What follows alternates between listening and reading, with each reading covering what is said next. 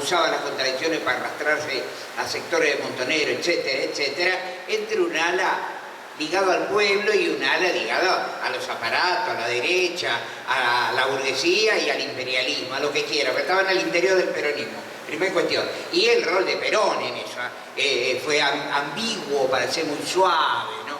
Muy suave, todo dicho ondulatorio, pero, digamos, podemos utilizar mucho sinonimia sobre esto.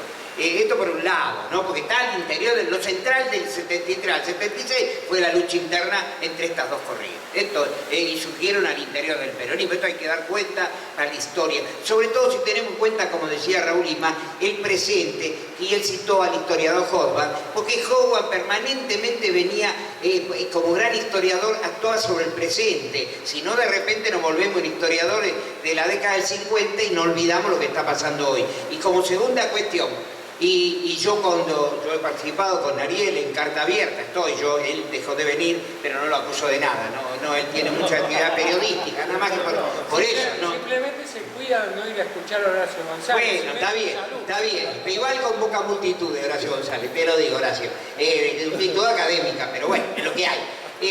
Pero yo lo que voy es a esto, yo había dicho, sobre todo sobre la muerte de Néstor, que así como Lenin había hablado de que el imperialismo era la fase superior del capitalismo, el kirchnerismo la fase superior del peronismo. Y después esto que ya estaba en la vida, porque no es que yo lo inventé porque fue el único que me di cuenta, en realidad está en la vida, que hay una sociedad distinta a la que era tanto en los 50 como en los 70. Y para mostrar claramente todas estas cuestiones, digo, comparar, por ejemplo, con mirar eso empezamos a darnos cuenta, comparar lo que eran los sindicatos en los 70, donde una simple triunfo de una oposición sindical en Córdoba produjo un golpe de Estado que se derrumbó el gobernador Obregón Cano, porque había ganado la oposición en el Embata y en Lucifuerza, que ya la tenía Tosco, etcétera, etcétera. Una simple oposición era en la hegemonía sindical de arriba para abajo, de los Rucci, de los Lorenzo Miguel y después de los Bandori, también en los colaborados con los militares, etcétera, etcétera. No es algo que el peronismo estaba entero, porque si no, después no podemos llegar ni a entender por qué apareció Menem dándose vuelta, jugando sí claramente por el antipueblo y por los grupos multinacionales, ningún problema, no hubo ningún problema, y siguió ganando elecciones, y por eso seguía ganando elecciones, hasta que al final terminó casi en una insurrección. Pero lo que quiero yo centralmente, que me conteste, ¿qué pasaba con los sindicatos en su inicio, en los 70, o pues, para respetar lo de hoy, en los 70 y hoy los sindicatos? Hoy hay 5 sindicatos, compañeros, y puede haber 7, 8, 10, si no, no se muere Lescano estos últimos meses, ya venía formando con la gente de la fraternidad y otro un 8º sindicato, el 9º, etcétera. Digo, juega este mismo rol la clase obrera que en los 70, etcétera, etcétera, o esto ha cambiado. Lo mismo, digo, ¿cuál es el rol del ejército en los 70 y el rol del ejército hoy? Juega el mismo rol, tiene la misma densidad, etcétera, etcétera. Nosotros detrás de infiltrado, etcétera, etcétera, resolvemos todo fácilmente, así como hace la nata con la corrupción, son todos ladrones, y bueno, con eso le regaló 1,5 millones de votos a Massa, gritando ladrones, porque yo lo he escuchado como principal argumentación en los trenes, gente, chorro, chorro, chorro, 30 puntos, ahora da 9 puntos. Entonces, ya está, se acabó, la función útil para Clarín y la derecha la cumplió la nata, llenándole la cabeza a la gente con boludeces. Entonces, yo creo que me parece que estas dos cosas, yo quiero que me expliquen, que me contesten cada uno de los oradores, o los que quieran, ¿viste? Pero me parece que es central. Y al mismo tiempo continúo, si algún compañero quiere tomar la palabra y decir algo, está abierto. ¿Querés vos hablar? Ah, bueno. Entonces, avanzamos en el cierre. ¿Avanzamos en el cierre? ¿Están de acuerdo ustedes? Yo lo que no entendí fueron tus preguntas. ¿Qué preguntaste? ¿Viste? Si me repetís las preguntas, yo te contesto. Si vos no anotás, acá el compañero se va a anotar. Si querés, yo no voy a... Está bien. Yo no voy a ponerme a contarte mis desventuras neurológicas para explicarte que no puedo escribir a mano. Bueno, está bien, te lo repito. ¿Cuál es en los 70 y hoy el rol de los sindicatos y el rol del ejército? Y sí, el kirchnerismo es solamente a la Argentina. Cuando Cristina inaugura claro, todos citan a Perón, también los hacía Menem, pero eso no es la diferencia entre Menem y Cristina, porque Laura Estania, acá, allá antes inauguraban algo, después levantaban todo eso, se iban al hospital de la vereda de enfrente, inauguraban de nuevo, y viene en la época de Duhalde, de Menem, todo eso, acá están los hospitales, 3 hospitales en La Matanza, digo. Entonces, si hay una etapa de nuevo tipo, porque hay nuevos problemas, porque está la despenalización, porque está el aborto, está el derecho de los gays, todas estas cosas, si existían travestis, gay y esos problemas, hace 50 años estaban escondidos sobre la faz de la tierra. Hoy tomaron Estado público y tienen libres de derechos. Los derechos humanos están. Esto es una conquista no solo de la Argentina, no solo del kirchnerismo, de los países de Latinoamérica, de Chávez, de Correa y todas las cosas. Entonces, estas son las dos cuestiones. Bien, entonces voy a tratar de ser sintético como me parece que no fuiste vos. Creo que Perón tenía razón, la verdadera política es la política internacional. Los sindicatos eran una cosa en la Argentina y en el mundo en los años 60 y 70 y han perdido peso en la Argentina y en el mundo en la actualidad. Pongamos algunos ejemplos. La clase obrera norteamericana, el 13% está sindicalizada en la actualidad, en la Argentina el 49%. La clase obrera fue el núcleo de la socialdemocracia europea que dio un Estado benefactor similar al peronismo en los 50 y en los 60. Y esa clase obrera ha desaparecido en Europa y la socialdemocracia, para decirlo en palabras dicepolianas, arrastra la vergüenza de haber sido y el dolor de ya no ser. O sea, la socialdemocracia ya no tiene las bases económicas y sociales que le permitieron dar beneficios. Entonces, si la clase obrera no es lo mismo en el mundo, tampoco lo es lo mismo en la actualidad. Y eso nos explica el menor peso que tienen los sindicatos. Mi opinión personal es que Cristina cometió un error dándole una patada en el occipucio a Moyano. Pero lo cierto es que Moyano no construyó nada por fuera del kirchnerismo. Y lo cierto también es que el hecho que el liderazgo de Moyano era un anacronismo, porque tenía que ver con la desindustrialización de la Argentina y que Moyano expresó en un sindicato que creció sobre la base de la desindustrialización. La Argentina con Néstor y Cristina se reindustrializó y era necesario redefinir un nuevo liderazgo dentro de los sindicatos. La clase obrera y los sindicatos tienen menos peso en la actualidad en la Argentina y en el mundo. No sé si te contesté. La cuestión del ejército, eso está bien contestado. Bien, me parece también evidente que el ejército ha perdido peso político en términos generales por el desastre que fue el último gobierno militar. En términos más particulares, el doctor Alfonsín redefinió un objetivo del ejército, que era un ejército profesional, de élite, altamente preparado, capacitado para defender realmente la frontera. El ejército que tenemos ahora está para cualquier cosa menos para defender la frontera. O sea, Menem cometió, no sé qué pasó, bueno, Menem le quitó presupuesto al ejército, con lo cual le quitó poder. Y el doctor Kirchner impulsó la formación de cursos de derechos humanos para las Fuerzas Armadas, pero por lo que yo sé, las Fuerzas Armadas con cursos de derechos humanos no defienden militarmente al país. O sea, la democracia está en deuda en el sentido de gestar un rol para las Fuerzas Armadas que tenga que ver con su sentido primitivo, que es defender al país en caso de una invasión externa. No nos vamos a pelear con Brasil, tenemos una alianza estratégica, no nos vamos a pelear con Paraguay, seríamos los turros del barrio si nos queremos pelear con Paraguay o Uruguay, no nos vamos a pelear con Bolivia, pero tenemos un enemigo imperialista en Malvinas, no tan lejos. O sea, la Argentina no tiene una aviación en condiciones de patrullar sus costas.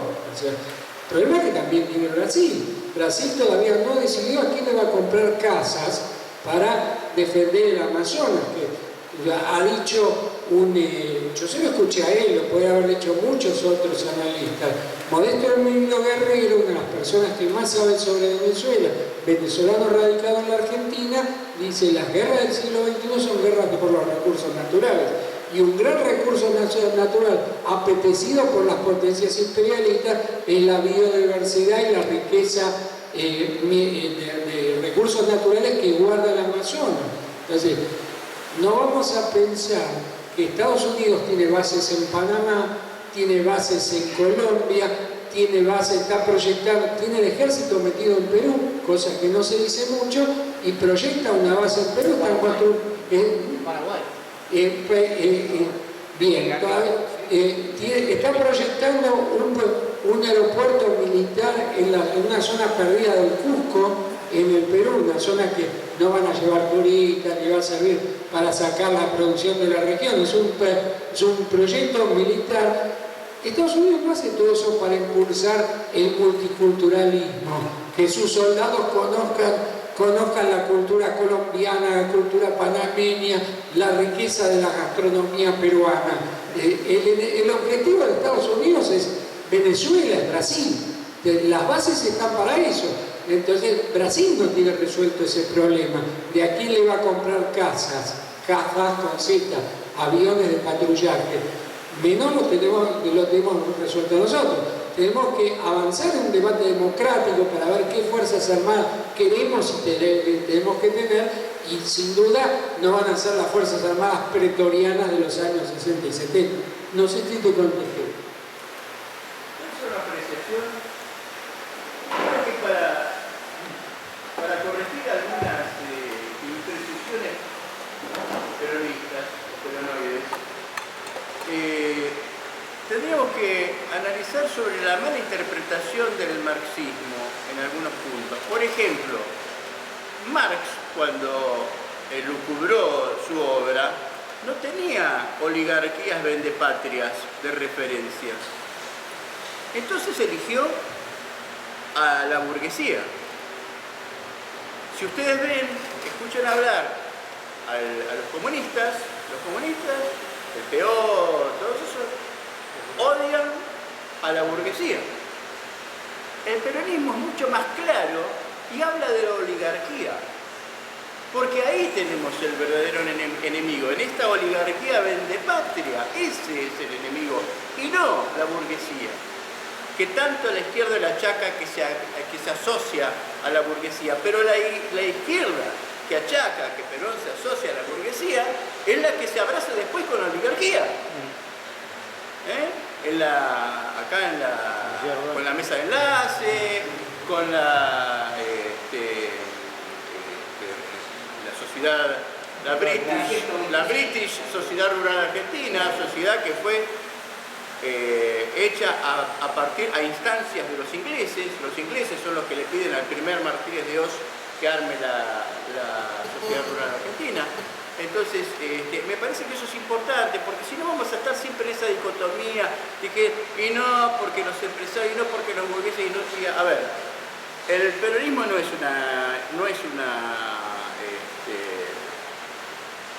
cosa difusa, algo que cualquier cosa es peronismo, no es una entelequia el peronismo. El peronismo es amplio, porque si queremos ser mayoría y queremos ganar elecciones, tenemos que ser amplios, no queda otra. El peronismo puede ir de la izquierda, patriota, a la derecha, nacionalista. Nunca de la derecha vendepatria a la izquierda apátrida. Nunca. O sea, el peronismo puede ser muy amplio mientras no se sea vendepatria. Nada más. Es sencillo. En donde nosotros vemos que algún vendepatria, alguien que está al servicio de los intereses económicos extranjeros, se dice peronista, no es peronista, automáticamente queda descalificado. Hoy está lleno de eso. Son personajes políticos. Y están tanto los más peronistas que Perón como los más cristinistas que Cristina ahora. Quería decir un par de cosas en relación a lo que dijo Enrique recién.